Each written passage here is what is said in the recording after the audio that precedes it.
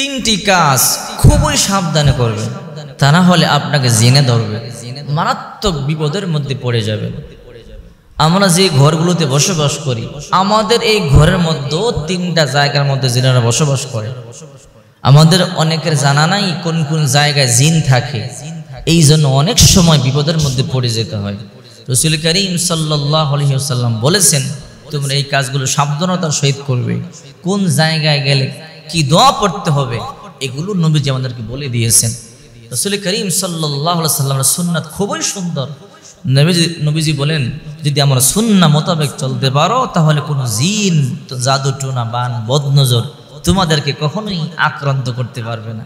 কিন্তু কোরআন হাদিসের ইলম জ্ঞান না থাকার কারণে আমরা অনেক সময় বিপদের মধ্যে পড়ে যাই। বিশ্বনবী মুহাম্মদুর রাসূলুল্লাহ সাল্লাল্লাহু আলাইহি ওয়াসাল্লাম বলেন, তিনটা জায়গার মধ্যে সাবধানে যাবে। এই জায়গাগুলোতে জিনেরা বসবাস করে। এর মধ্যে এক নাম্বার হলো টয়লেট। আমাদের ঘরে টয়লেট আছে না, এই টয়লেটের মধ্যেও জিনেরা থাকে।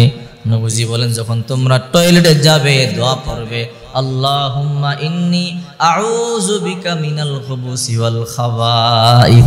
যদি তোমরা এই দোয়া পড়ে বাথরুমে যাও তাহলে খবিস জিনেরা, খারাপ জিনেরা তোমার কোনো ক্ষতি করতে পারবে না। তা না হলে তারা ওখানে বসে থাকে। যদি তোমরা ঢুকে যাও তোমাদের উপরে আক্রমণ করতে পারে।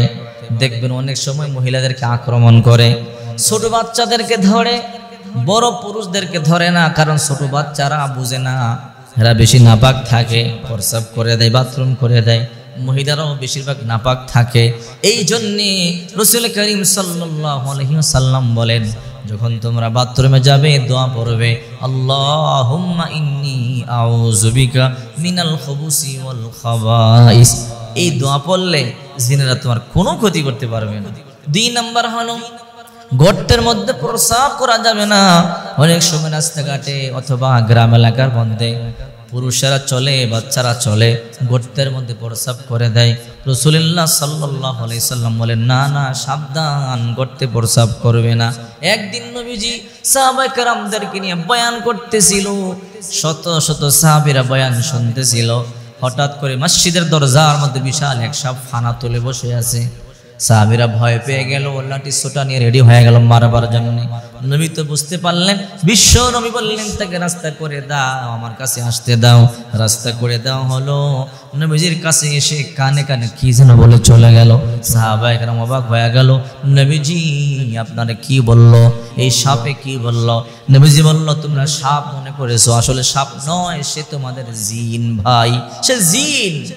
সে বলে গেছে, রাসূলুল্লাহ আপনার উম্মতদেরকে আমরা কষ্ট দিতে চাই না, কিন্তু আমাদের মধ্যে কিছু খারাপ খবিস জিন আছে, এই জন্য আসতে হলো। নবীজি, ও নবী, এদেরকে প্রস্রাব গর্তের মধ্যে করতে নিষেধ করবেন। কখনো কখনো আমরা গর্তে অবস্থান করি, বিভিন্ন প্রাণী রূপ ধারণ করিয়া যদি গর্তে প্রস্রাব করে গায়ে লেগে যায় তাহলে খারাপ জিন আক্রমণ করবে, কষ্ট দিবে। ও নবীজি, আরেকটা হলো 3 নাম্বার, হাড্ডি দিয়ে ঢিলাকুল ব্যবহার করতে না করবেন, কারণ এটা জিনদের খাদ্য। সুবহানাল্লাহ। রাসূলুল্লাহ বলেন, হে সাহাবীরা, তোমরা যখন খাবারকে হাড্ডিগুলো ফেলে দাও, তোমাদের জিন ভাইদের খাদ্যের নষ্ট করবে না, পানিতে ফেলবে না, স্বাদ নষ্ট হয়ে যায়, তোমরা ফেলে দিবে। যখন জিনেরা এর মধ্যে হাত দেয়, স্পর্শ করে, মুহূর্তের মধ্যে আল্লাহ তাআলা এর মধ্যে গোশত পিছিয়ে দেয়। সুবহানাল্লাহ। হাদিস কোরআন না জানবার কারণে আজকে আমরা বিপদগ্রস্ত হচ্ছি। এই জন্য 3টা জায়গা খুব সাবধানে যাবেন। ঘরে যখন ঢুকবেন বিসমিল্লাহ বলে ঢুকবেন, সালাম দিয়ে ঢুকবেন। নবীজি বলে, যেই ঘরে বিসমিল্লাহ বলে ঢোকে না, সালাম দেয় না, শয়তান ঢুকে পড়ে। শয়তান রাত্রি যাপন করে। আর যেই ঘরে বিসমিল্লাহ বলে খাবার খাওয়া হয় না, শয়তান খাবার খায়, শয়তান খাবারের শরীক হয়, আর বলে, এই দুনিয়ার শয়তানেরা আয় আয়, আজকে খাবার খায়, আজকে এখানে ঘুমাবো, রাত্রি যাপন করব, আনন্দ করব, ফুর্তি করব। এই জন্য বিশ্বনবী বলেন, গল্লিকিল আবওয়াব ওয়াসকুরিল্লাহ, যখন দরজা বন্ধ করবে, জানালা বন্ধ করবে, বিসমিল্লাহ বলবে। দরজা বন্ধের সময়, জানালা বন্ধের সময় বিসমিল্লাহ না বললে জিন ঢুকে পড়ে। জিন তাকায়া থাকে, শয়তান তাকায়া থাকে, দেখি তো বিসমিল্লাহ বলে কি না। বিসমিল্লাহ না বললে ঢুইকা যায়, অসহ্য যন্ত্রণা দেয়, বাচ্চা কান্না করে, রাত্রেবেলা যদি বিসমিল্লাহ বলে দরজা বন্ধ করেন, জানালা বন্ধ করেন, জিন ঢুকতে পারবে না, শয়তান ঢুকতে পারবে না, আপনার বাচ্চারে ভয় দেখাতে পারবে না, আপনার বাচ্চা আর রাত্রে চিৎকার দিয়ে উঠবে না। বেশি কিছু লাগবে না। রাত্রে যখন দরজা বন্ধ করবেন, বিসমিল্লাহ বলে বন্ধ করবেন, শয়তান ঢুকতে পারবে না, আর আপনার বাচ্চারে কষ্ট দিবে না, আপনার বাচ্চা কান্না করবে না। শুধু ছোট্ট আমলটা করে দেখেন, ইনশাআল্লাহ অবশ্যই আল্লাহ আপনার সন্তান হেফাজত